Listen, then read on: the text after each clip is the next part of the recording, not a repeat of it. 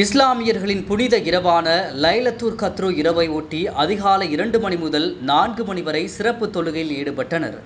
இஸ்லாமியர்களின் ஐம்பெரும் கடமைகளில் ஒன்றான ரமலான் மாதத்தில் நோன்பினை கடைபிடிக்கும் இஸ்லாமியர்கள் பகல் நேரங்களில் உண்ணாமல் தண்ணீர் அருந்தாமல் இறைவனுக்காக நோன்பு நோக்கின்றனர். இந்த ரமலான் மாதம் முழுவதும் நோன்பினை கடைபிடிக்கும் இஸ்லாமியர்கள் அதிகாலையில் உணவு உட்கொண்டு மாலை வரை ரமலான் நோன்பு இருப்பார்கள்.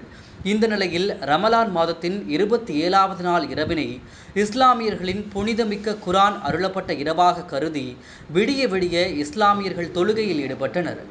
இந்த நிலையில் மதுரை மாவட்டத்தில் மகபூபாளையம், நெல்பேட்டை, ஹாஜிமார் தெரு, கலைநகர், ஆனையூர், வள்ளுவர் காலனி, கோரிப்பாளையம், சிலைமான், திருமங்கலம், திருப்பரங்குன்றம், வாடிப்பட்டி, மேலூர், உசிலம்பட்டி, சோழவந்தான், அலங்காநல்லூர் உள்ளிட்ட மாவட்டம் முழுவதிலும் உள்ள அனைத்து பள்ளிவாசல்களிலும் இரவு முழுவதும் தங்கிய இஸ்லாமியர்கள் அதிகாலை வரை சிறப்பு தொழுகையில் ஈடுபட்டு பின்னர் அடுத்த நாளுக்கான நோன்பினை கடைபிடித்தனர்.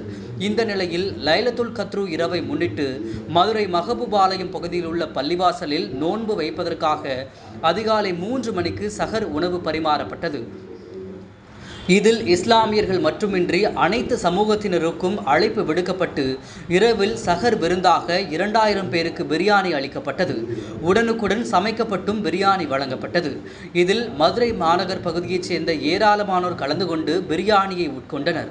இதனையடுத்து இஸ்லாமியர்கள் சிறப்பு தொழுகையில் ஈடுபட்டனர்.